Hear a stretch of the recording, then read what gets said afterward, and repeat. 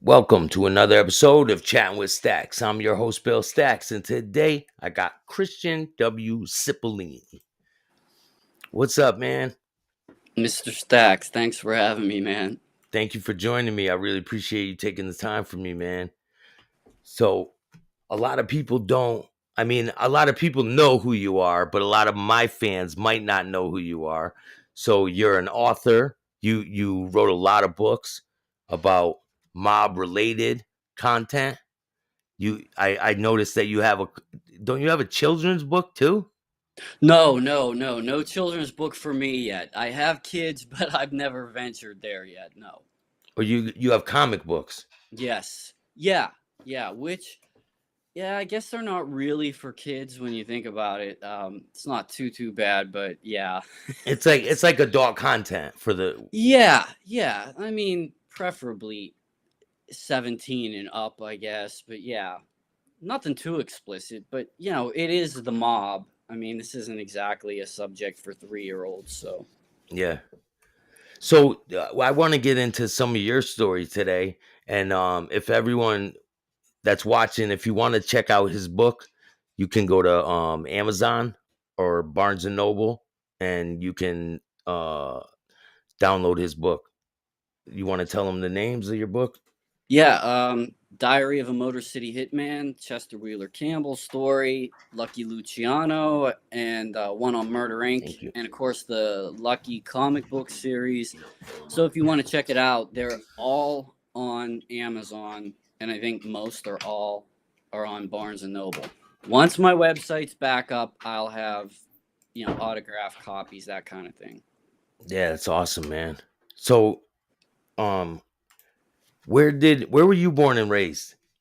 Pittsburgh, Pennsylvania. I'm a Steel City kid.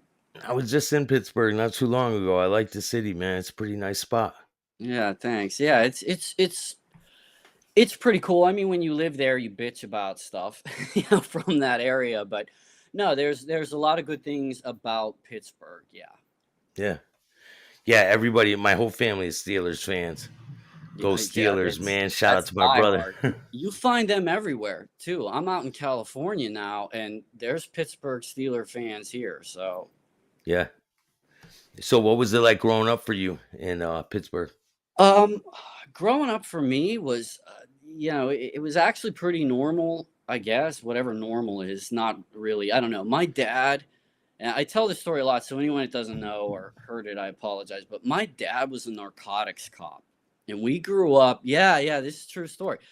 So I grew up about 25 miles outside the city. So if you've ever been to Western Pennsylvania, it's the city, and then rural, kind of suburban, and we were like, what I would say is, I don't know, it was like this juxtaposition of rural and pockets of tiny metropolitan areas.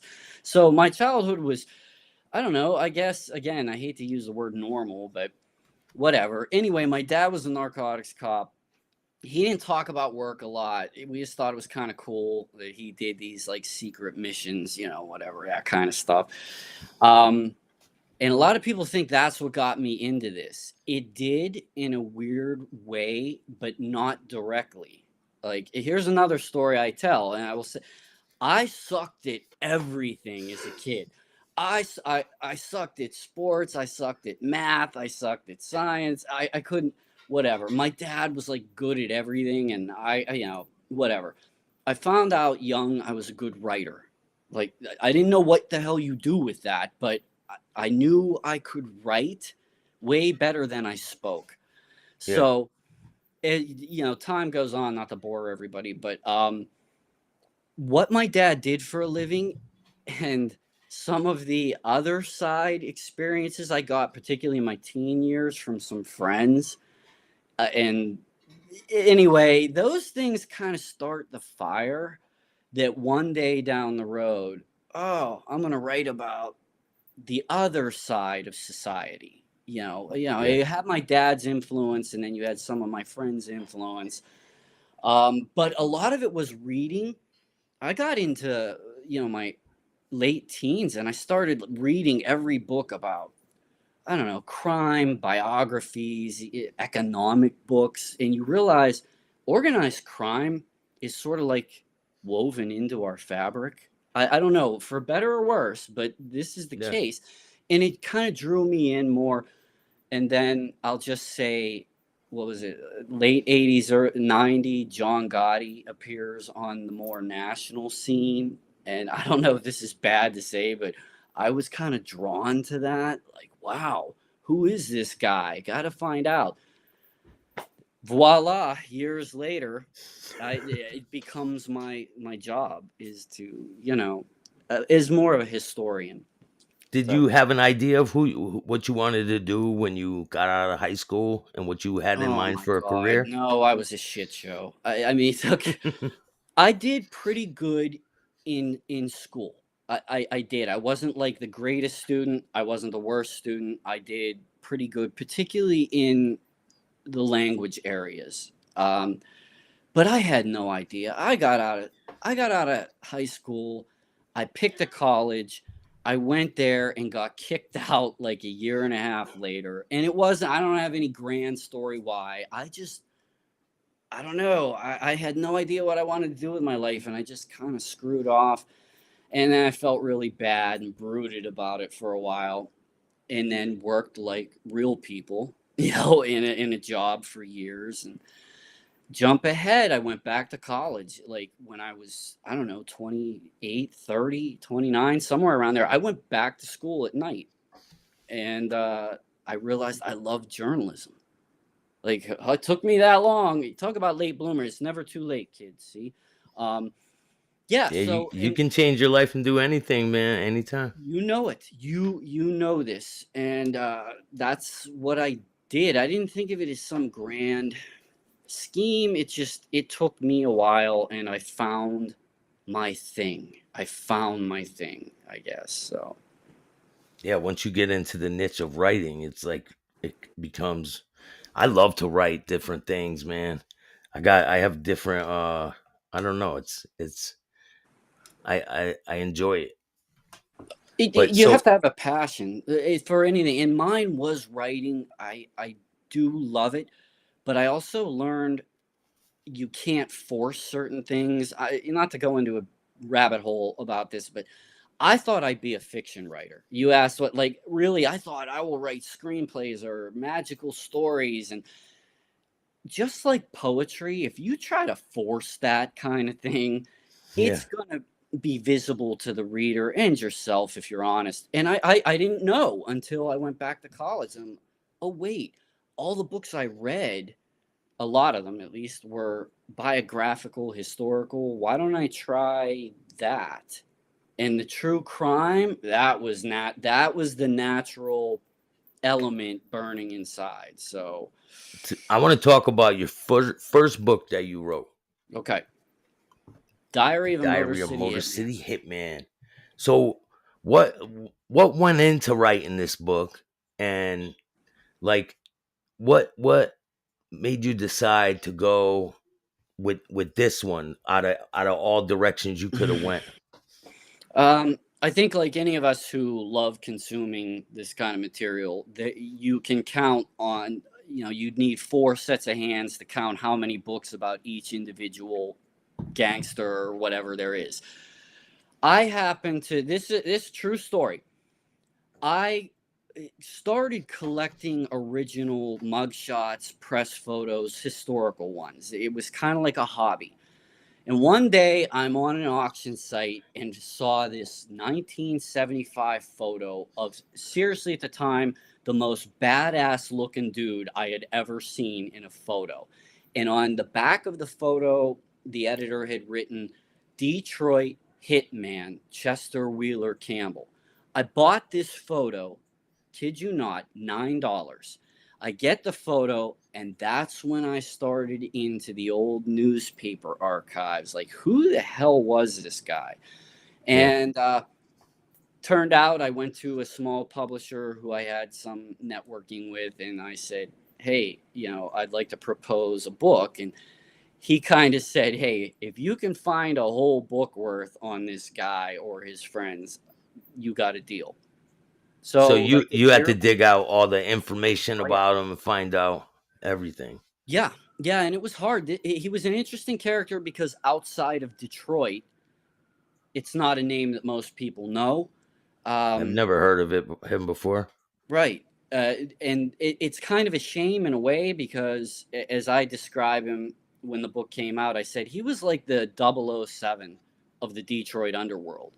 Here was, and think of the time period, 1970s, you have a black man who's working not just for the African American segment of organized crime, he's also working for the Italian segment. That, Yeah. you know, again, we're talking the era where this was sadly, but unheard of that you would have this guy. He was that good, though, at what he did. And I'm not trying to glorify it. It's just, wow. Do you He want to was like give a us a little master. rundown on who Chester Wheeler Campbell was? Chester, in a nutshell, was a professional assassin in Detroit. And if you know anything about Detroit, particularly in the 1960s and 70s, there was a lot going on, particularly with organized crime. You had the drug factions, you had the mafia, you had the whole Jimmy Hoffa thing was going on at the same time. And all these characters were loosely interconnected. And Chester was the kind of guy that literally frightened the authorities because it wasn't his cache of weapons that frightened them so much.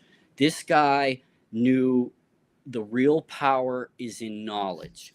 In other words, just an example, he gets arrested in 75, and in his trunk, besides weapons, drugs, and money, they find uh, grand jury transcripts. And for those of you that don't know, sealed grand jury transcripts are not something anyone should have their hands on, and yet he had it.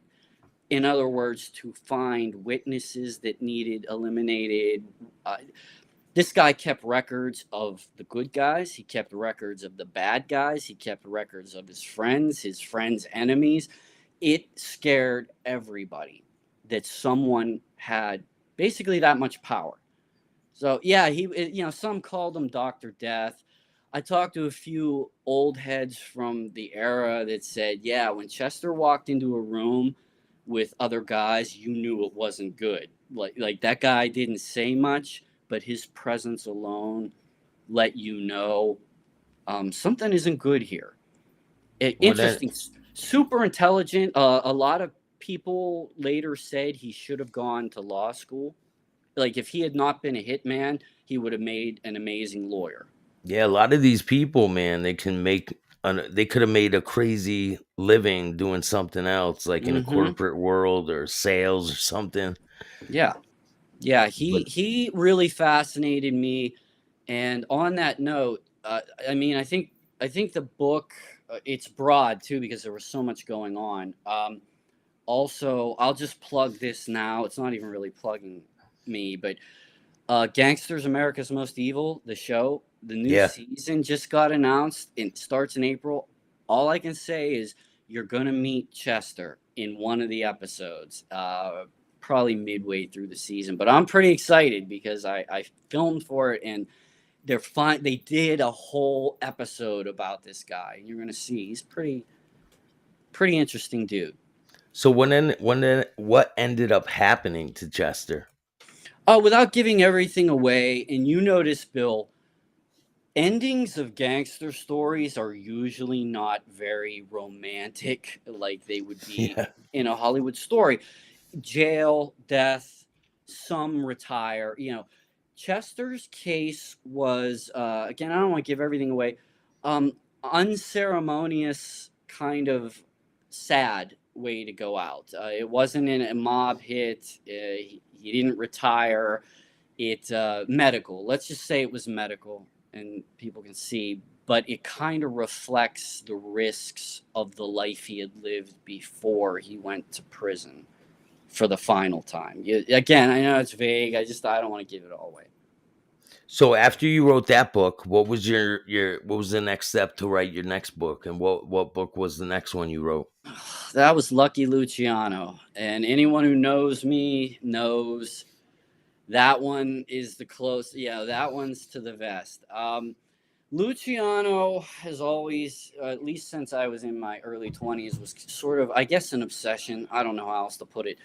Probably because when I was young, I bought a used copy of The Last Testament of Lucky Luciano. Okay, this was the book written in the 70s that was allegedly his words. Do you Great believe book. that? Do you believe Oh, it? well, that's the thing. So I'm like, this is the greatest book ever. And I have a first edition. I still own it. I'm still. And then you find out from historians that, yeah, that book might have been about 60% bullshit.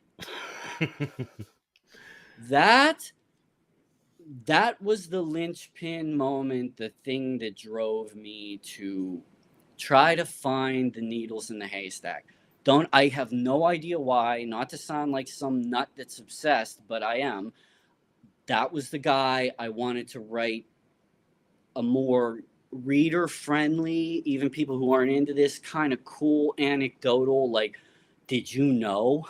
Like, in because he, I think, was like Capone, very relevant in 20th century history, period.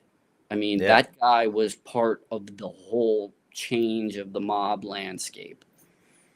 I So think he yeah, was that, part of this whole country's change. He was part of yes, the whole evolution of with the prohibition and everything, how everything evolved and how he helped the military. It was a lot that went into it. right. And we don't even know all the answers, which is the great thing about history in general. But when you're talking about the mob, it always has corners where light isn't quite shed yet. That Yeah. people like me, like, even, this never fails to happen. Ask anybody who's ever written anything. As soon as you hit the send button to your editor, You find is something when, new. yeah, You hear you're like, something new. you're Oh, kidding did me, you know this about him? right? And you're like, oh man, I wanted to put That's that. why we did the part of why we did the comic book series too, because I wanted to add in some other fun, interesting, scary kind of stuff.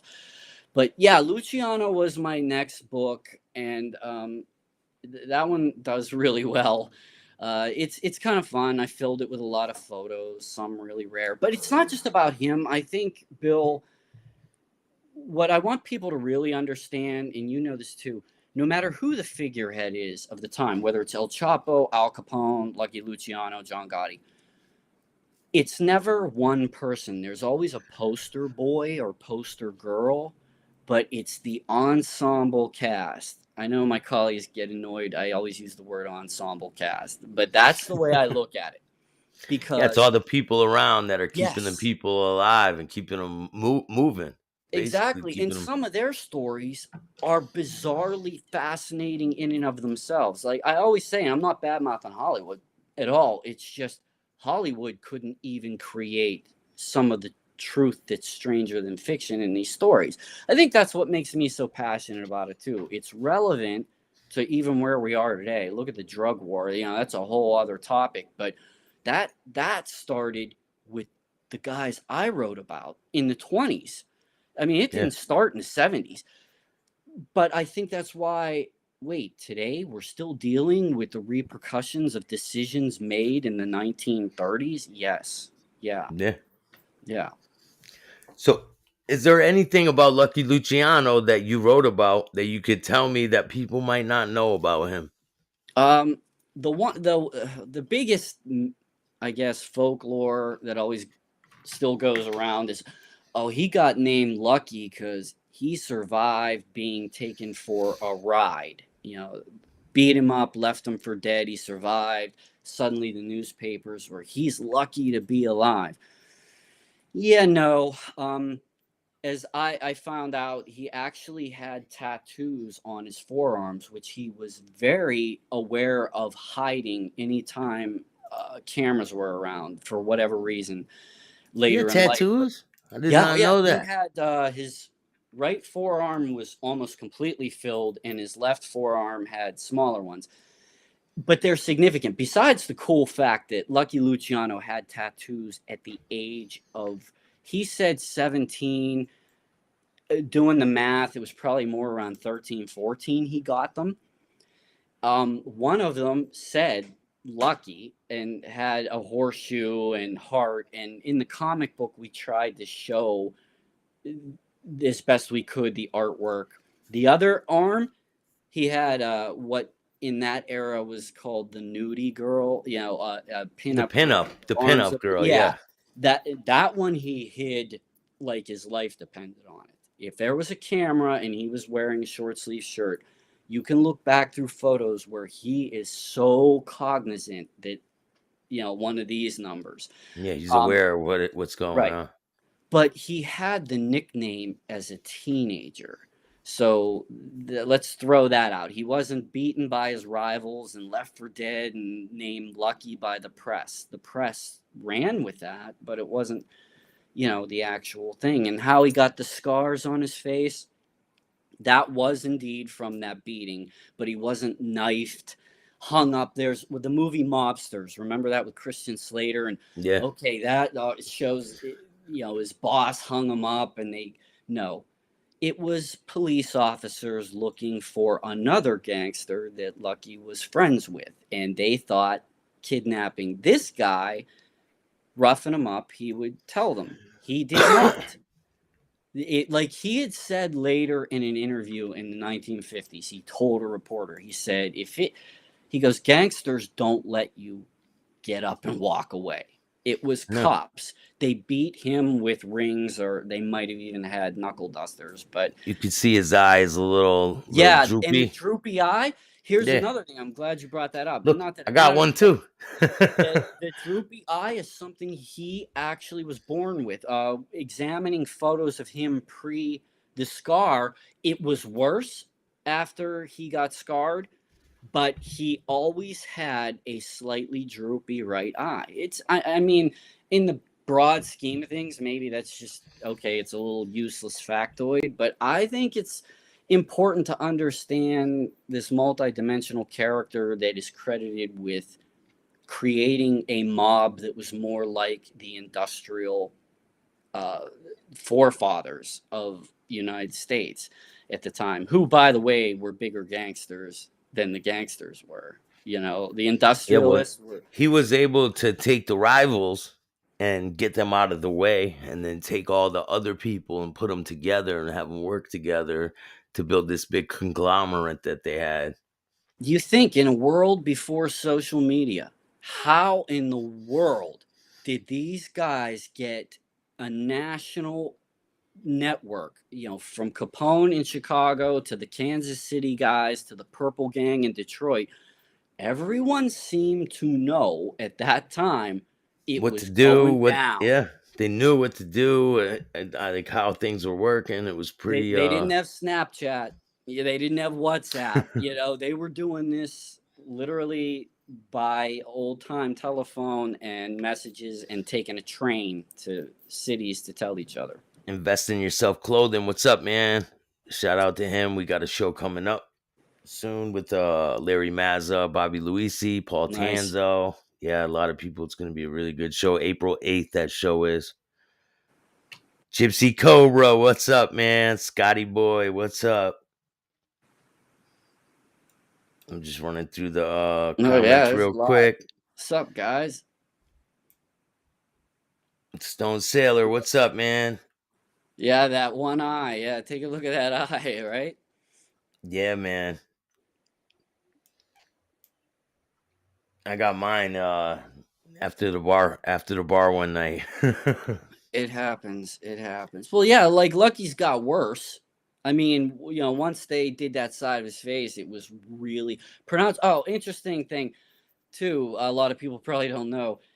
In the 50s, when he was exiled to Italy years later, one reporter, she had noted after visiting him, plastic surgery is a real thing, she said. I'm paraphrasing, because Lucky's eye is suddenly normal now. So he must have had plastic surgery. And then I went and I looked at photos of him from that era. I'll be damned. I think he did get his eye Did he? adjusted. Yeah.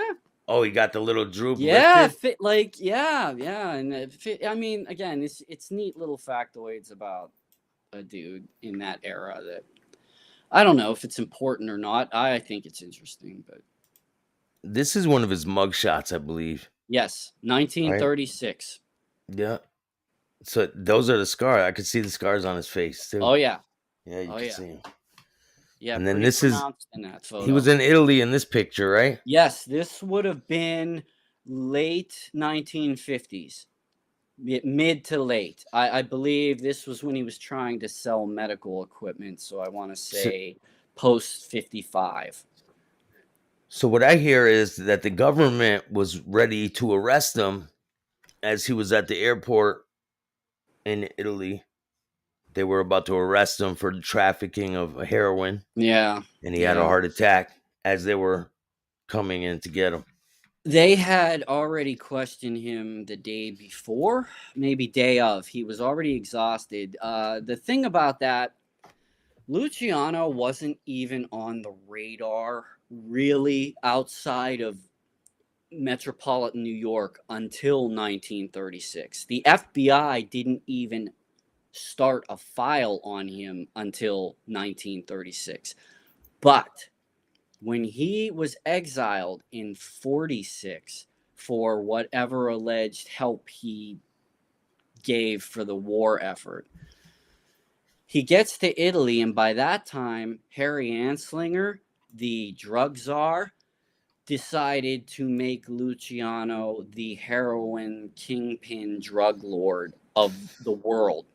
And his target was then having Italian and American agents stalk the man literally up to and including the day he died of a heart attack. Yes, there was agent present when it happened. So it So was yeah, crazy. there's agents all around him probably. Once they know who he is and they're on his Mm-hmm. radar, they're probably blanketing his life, his every move. They did because they wanted to prove he was this heroin kingpin. I can only say this. He died and they still had zero evidence to actually convince any legit historian or researcher that Luciano was pulling the strings like the Godfather puppeteer. Did he have something to do with it? I can tell you in the 1920s he was involved. Yeah, After that, I mean, did he? I'm sure there was some. Let's be realistic. But Anslinger and the Bureau of Narcotics, the predecessor to the DEA, they really wanted a poster boy, and they dogged him till the day he died kind with of like how purpose. they singled out Capone and his family, right? Yes.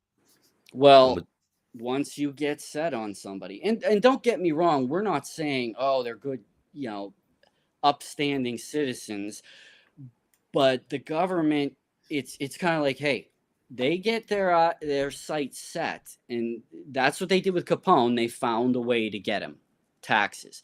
Luciano in 36, the DA discussed it, and they thought, no, let's get him on something even more guaranteed. Let's get him on a vice that no one's going to see with any kind of grace: prostitution. Did yeah, Lucky was Lucky a pimp? No. Did he know? Did he make money from the prostitution rackets? Most likely. But what they did is strategically place him with 7 or 8 other people whom he barely even knew, but were considered the dregs of yeah, but weren't prostitution.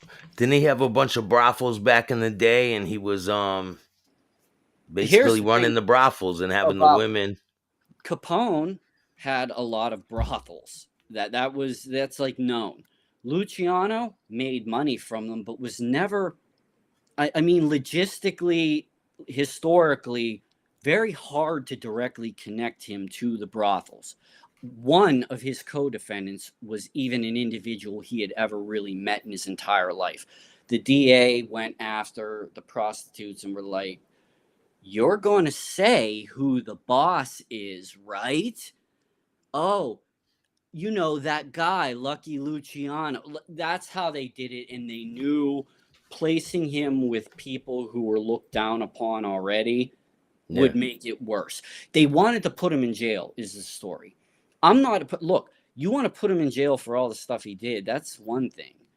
You try to find a way. And again, I grew up in a cop household. I get it. I understand their way. I'm not trying to bash them either, but at the time, it was all about political gain. The DA, I don't think anybody can deny this. The DA at the time wanted the governor's office.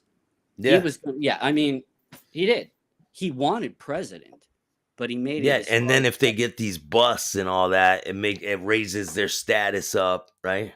and you need a poster boy. I mean, Yeah. it's a whole other subject, but even to get into the El Chapo thing, cartel leader, cartel, that's even a word we maybe shouldn't even use because it's loose. And he wasn't the only one. You know, there's a lot of people pulling strings of little groups, and it was the same back then. But Yeah. they needed a figurehead. So once you got done with the Luciano book, what was the direction you were going into that after that? That kind of segued naturally into Murder Inc. Another subject, like you, it's hard to talk about one without the It other. goes on and on, Yeah, people. This dude's full of knowledge with the underworld. that's yeah, Murder Inc. Those guys. Um, I would say the core group of Murder Inc. really walked a fine line between outright psychopath serial killer versus hired hitmen. And that's what they were. For anyone that doesn't know, Murder Inc. was a precedent setting kind of thing. The mob reshaped itself in 1931. By 1932, 33, the board of directors decided we need a group that can almost exclusively handle enforcement duties for us. When you're a self policing organization, the only way to keep order, and sometimes that's through It's like violence. policing yourself, Yeah. kind of. Yeah, So they Lefty picked, Buckhalter, right? yeah, Lepke was basically the Jewish boss. Albert Anastasia was the Italian boss, and then there was a hierarchy who to go through, pick the people, you know, that would take the phone call. Oh, I'll take that job, and they would Yeah. go national. These guys, but a lot of it, the core group was from Brooklyn, and it was roughly half Jewish, half Italian, give or take, and an Irish guy in there. They were. How were they able to join this the Murder Inc? What was their stipulations to join? That's a really good question, Bill. That's a really good question. Again, like any organized crime group, there's loose associations. You had the Italians in the Ocean Hill gang. You had the Jews in the Brownsville gang. Their guys were known to the Manhattan guys. And Lepke Buchalter, he was from Brooklyn, so he knew who some of these guys were. They would do jobs. They were sort of part of the larger combination. And someone, hey, we weren't there, but we kind of assumed there was a conversation at some point between the big guys saying, hey, got these guys over in Brooklyn. They might be pretty good for this. I mean, you know, I'm kind of dramatizing it, but that's basically. And then you bring them in, and it turns out their downfall, which is weird, they did last almost 10 years. I mean, it's amazing they did this for 10 And years they killed a before. lot of people. Yeah. A lot. But their downfall, which it usually is the arrogance, that pomp and hubris, I guess is a good term for it. These guys got so over the top. I Yeah. mean, here's the thing: when you're told to kill somebody, messy or clean, when you light the body on fire and have your girlfriend celebrate with you, that's some crazy. Like that's taking it to the psychopath level versus sociopath. I'm not a psychologist, but you know, you study enough that you meet enough people. There's a really gray area there where you're going from that, and eventually that gets you caught, or gets the larger group caught. Murder Inc.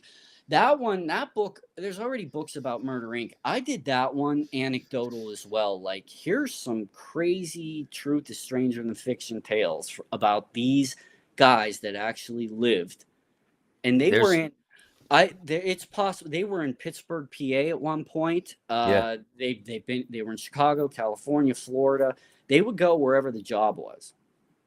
Yeah, I've heard some crazy stories of the things that they've done to people, like with ice picks, and Oh, they that took was insane. gonorrhea soaked cloth and put it on people's eyes. All kinds of stuff. Like They were going to that's use a insane. fire axe in a crowded movie theater once. I mean, that one didn't happen, for forget why, but these are the things that extreme. Gerard wants to know how many of them went to the electric chair.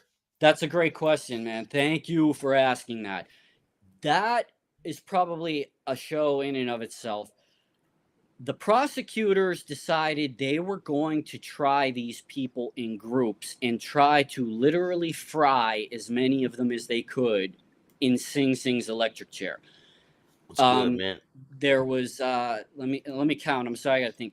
Lepke went with two others, so that's three, four, five, six, seven, seven total in three different trials, and one or two managed to narrowly get out of it. Chickenhead Garino was tried in a different T. They wanted to give him the death penalty, but he got out, died of a heart attack in jail. Lepke Buchalter to this day is the only mob boss ever put to death by the state. And that is an argument there. Why the death penalty? He wasn't like, it was hearsay that he gave the order. Don't get me wrong, these guys did bad stuff, and it I think the government just quickly wanted to exercise that power and get the headlines.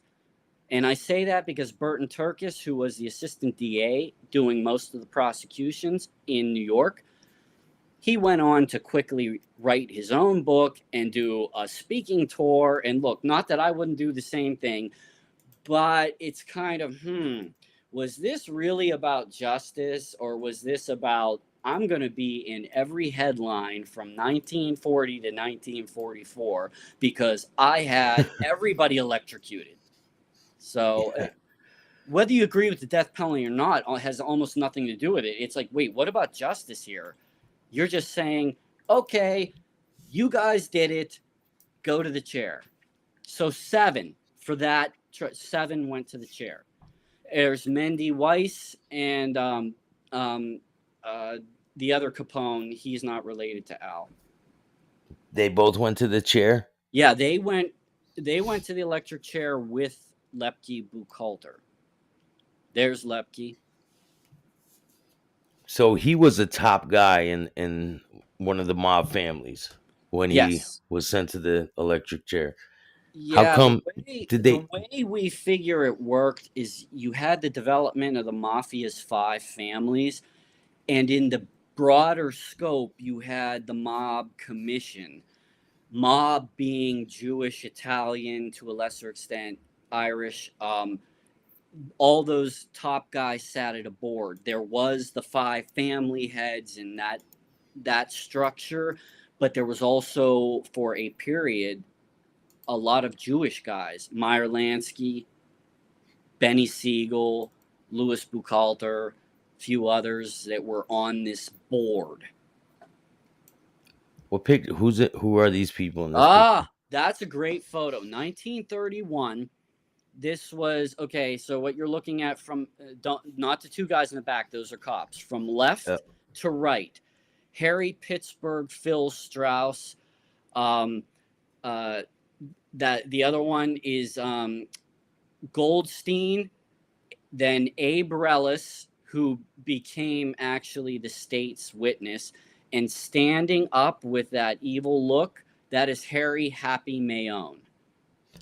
so Abrellis is the one that went flying out the window, right? Yeah, The he's canary the that one couldn't that, fly. and some of my colleagues and peers have had told me, in their opinion, he was actually the most brutal of all of them. Yet he was the one that turned stool pigeon. Wow. Yeah, so that's Pittsburgh Phil, Bugsy Goldstein, Kid Twist Relis, and Happy Mayone. And if you haven't figured out why they called him Happy, it's because of that grimace right there. So did they catch them in the midst of doing a hit? Is that why they got all the weapons? No, ironically, all four of them plus a couple other guys had already been held in jail for different charges. While they were in jail, a a few things came to the new DA's attention, and he opened the books on 10 years of unsolved murders. And one of these tipsters, there were actually two tipsters, that said, "You want to look into these guys." Yeah. So they already had the core of the group in custody. They just had no idea how big this was going to blow up. Yeah, and people are coming forward. Yeah. Oh, and they were all arrested so many times. This photo is, they were, I forget exactly what they were arrested for at this time, but they were being shown off with all the weapons they found in a locker where these guys hung out. But they were each individually arrested so many times. That was a murder in 1936. Joe, was it Rosen? Forgive me if I get that wrong. He was a candy store owner. That is the guy that his murder was the reason Lepke Buchalter went to the electric chair. Allegedly, hearsay, someone, oh, Lepke said kill that guy. So, yeah. Yeah, they started getting a little crazy with when the guy got caught. He was on TV telling on somebody, and then Oh, that was after, yeah, Albert yeah, Anastasia. Albert and Anastasia had Albert him the killed. Mad Hatter. In the 50s, Albert, still a crazy dude, sees some bank robber get arrested. What wasn't that? Willie Sutton. Willie Sutton Yep. get arrested, and the guy who ratted him out, a young guy, is on TV. So the story goes, Anastasia tells his people, kill that guy, kill that rat. And they did. It's those times were crazy. Again, truth is stranger than fiction. Just looking at some of these comments. Yeah. Yeah, they're looking at their guns. Yeah, they were pretty sad. Yeah, they look a little pissed off in those pictures, Oh, man. XXX, it wasn't a candy store hangout. Yeah, they their main headquarters, Murder Inc.'s headquarters, was in the office of a candy shop in Brownsville section of Brooklyn that was owned by a little old lady. She allowed them to do this and made money off of it, they found out. But they ran it out of a candy and cigar confection shop. A lot of them used to do business out of candy shops back in the days and flower shops and things like that. I noticed. The whole concept of a front, yeah, that was a good one. That Yeah, was a good one. It candy lasted for 10 years. That's a long time to get away with something. and then the pizza shop connection back Right, into the right. 70s and all that. Oh yeah.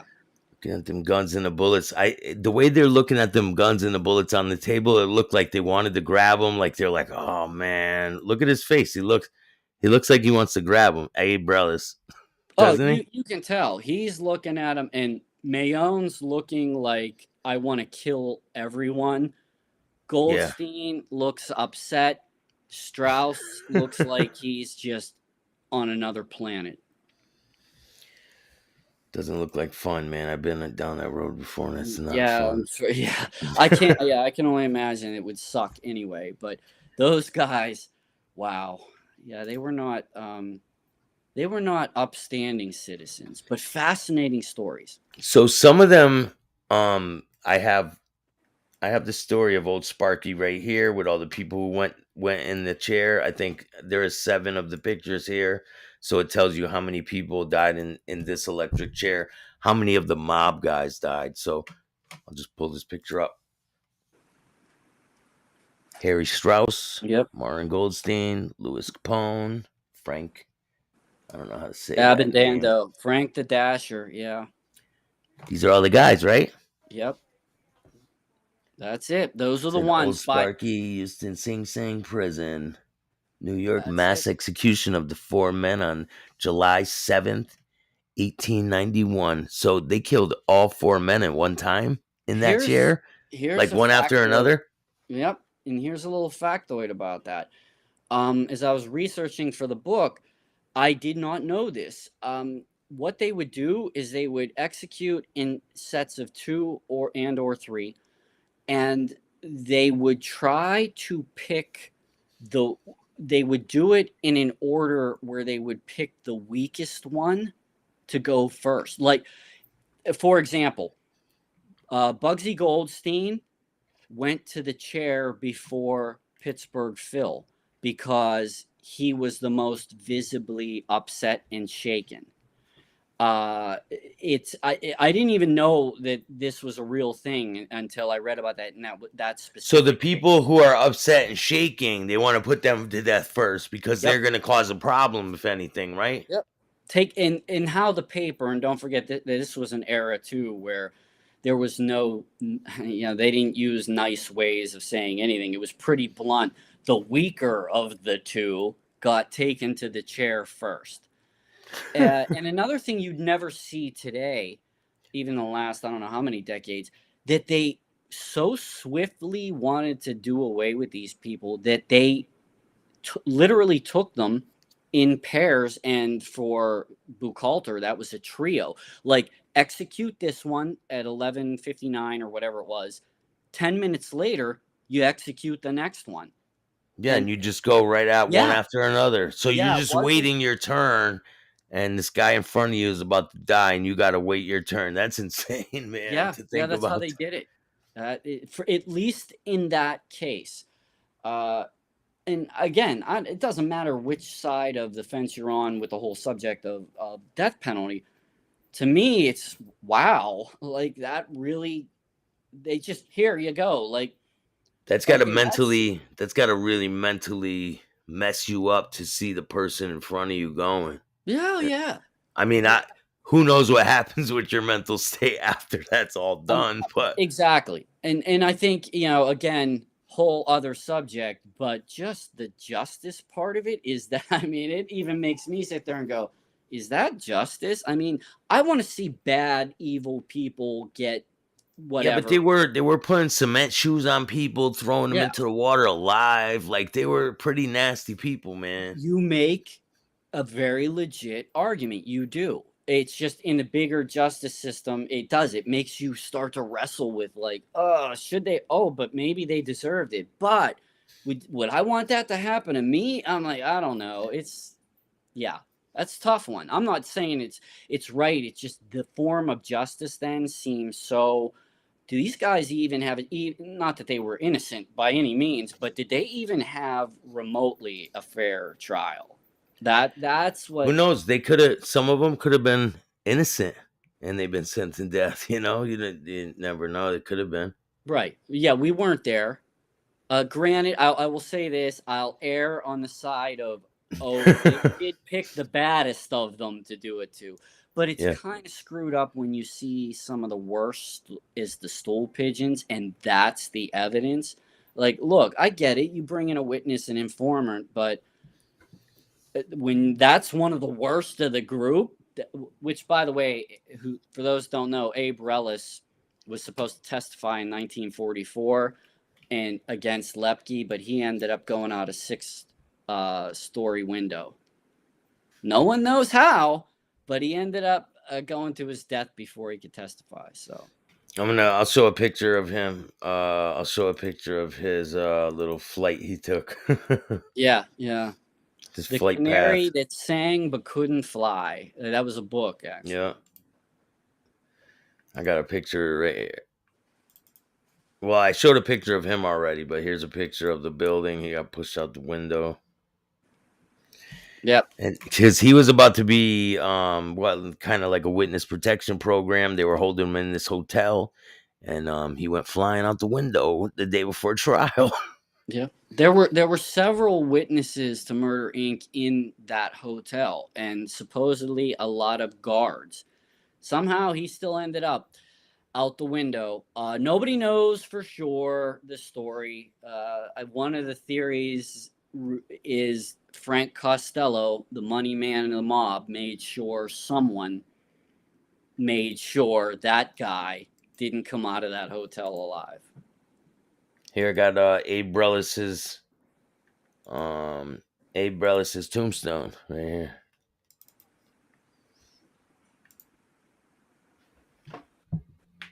Oh yeah. The Yep, 35. 1941. That's it. I was wrong on the date. There you go. So he was Jewish, right? Yes. Yeah, he was Rellis was considered the boss, if you will, of the Brownsville Boys, the largely Jewish segment Yeah. of these killers. Yeah, Well, and man, you Harry gotta. Mayone was kind of the boss of the Italian Ocean Hill guys. Well, you got a great story, man, and I could sit here and talk with you Yeah, I know, right? forever about this stuff, man. I'm intrigued by it. It's a lot of fascinating things. It's got a lot of avenues, and I definitely want to get to more of your story. There's so many different directions we could go. But I wanted you to tell the people where they can get your book and what they got to type in to get your book. Oh, okay.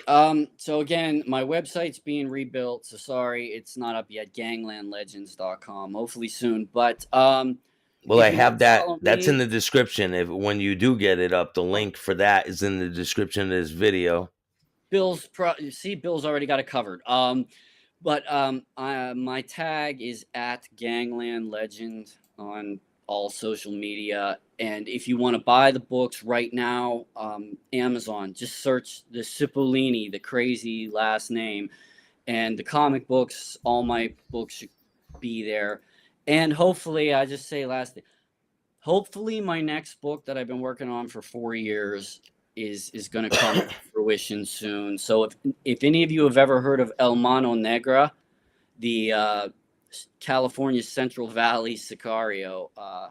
I got that story coming. I can't say much yet, but yeah, that's yeah. I've got Martinez's memoirs, and putting together, I hope, a really cool book about our homegrown cartel hitman.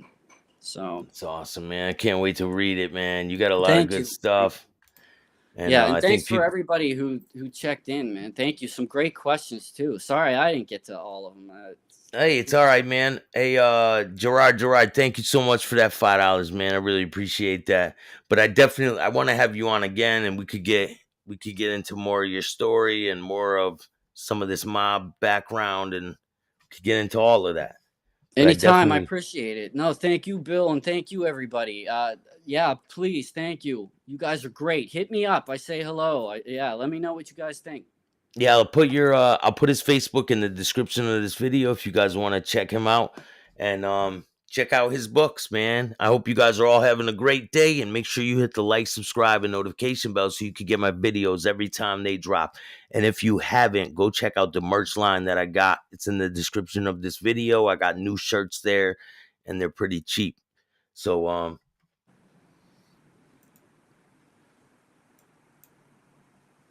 No, thank you. I Yeah, appreciate everybody. you guys, man, and I'll see you guys soon. Do you want to give anyone a shout out before we go? Uh, just you and everybody who tuned into this. You guys are seriously. Thank you so much. It makes me want to keep doing what I'm doing. So, Thanks, man. all All right. right. Thanks, everybody. And make sure you hit the like, subscribe, notification bell. See you next time. Peace.